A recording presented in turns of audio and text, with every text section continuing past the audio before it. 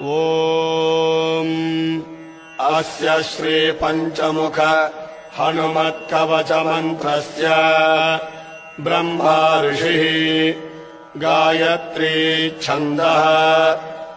पञ्चमुख विराट् हनुमान् देवता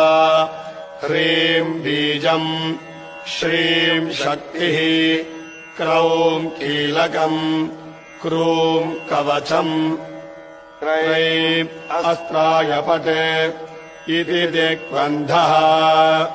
श्रीगरुड उवाच अथ ध्यानम् प्रवक्ष्यामि शृणु सर्वाङ्गसुन्दरी यत्कृतम् देवदेवेन ध्यानम् हनुमतः प्रियम्